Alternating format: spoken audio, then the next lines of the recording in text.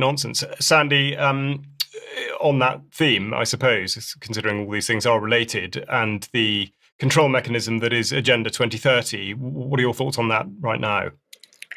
Well, I'm just about to speak really about how 2030 is really the nub of everything. Everything really radiates out from 2030, and I did a talk at a festival a few weeks ago called the Gert Dog Festival in Somerset. Gert means big, so it's a big dog festival. It's on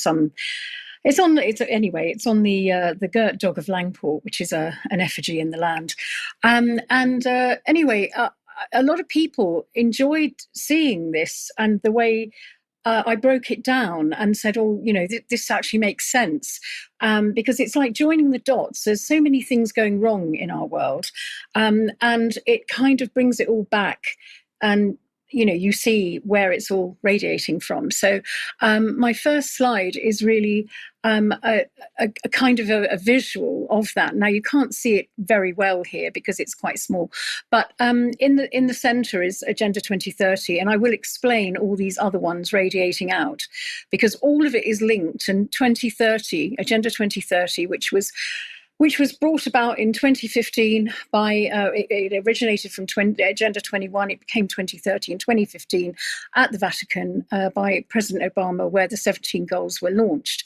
So the next slide is really about the control framework and how that works. We've got one of the branches is DEI mandates, enforcing ideological compliance in workplaces, education and government, undermining meritocracy and creating division.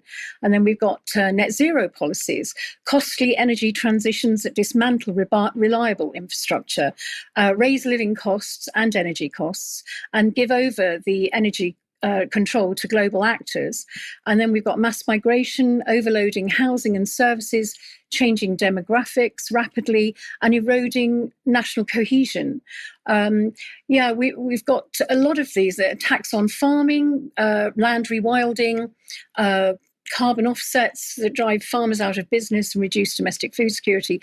ESG, we've got environmental and social governance contracts for businesses, which will dictate corporate policy via environmental and social scorecards. This sidelines profit and market choice. We've got BNG, which is biodiversity net gain, which is a really big one on scoring and literally commodifying agriculture and nature. So the next one is digital ID systems. Again, centralised databases, enable surveillance and control. We've got the C40 cities with devolution, with the transfer of power from Westminster to the smart cities, and what that means, bypassing local democracy.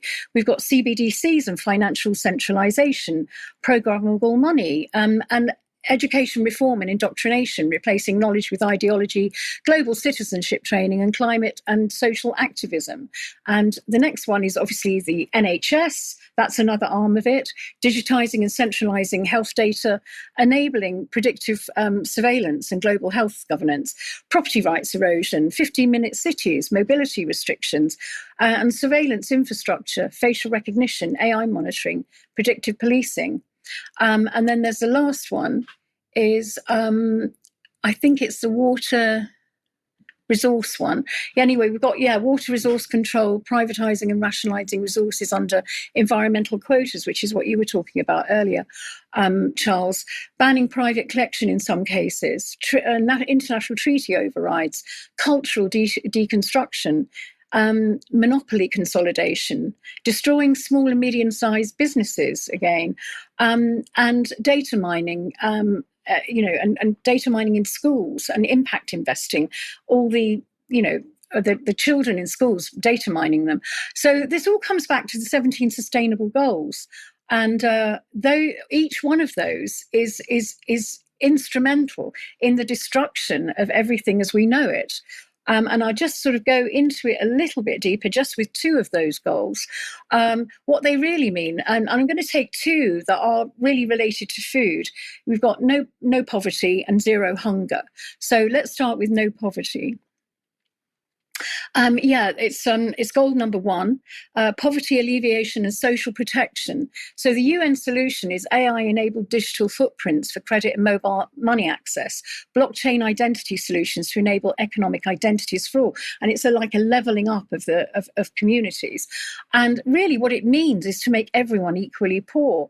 UBI with fixed amounts of carbon credits and digital footprints that are all sort of feeding into this data mining facility that they're creating. And the next one is, I think we've got, end hunger. UN access to food, improved nutrition and food production, low-cost GMO mass-produced food production by Monsanto, which is now Bayer, synthetic food proteins, insect proteins, no meat, AI sensors and blockchain to eliminate waste, loss in food value, everything that we really have. But the real meaning of that is to push everything into fake meat, in mass food production, and all that kind of stuff that we know is happening. But this is where it puts it all into one place. These are the two goals that cover that. And that's really, I just wanted to put it all in one place. Agenda 2030 is really the nub of everything that is happening to us right now. It absolutely is, and I think to the UK column audience that's extremely clear, but it is extraordinary the degree to which perhaps the majority of people are still not alive to this. So of course this is very much a message that we do need to continue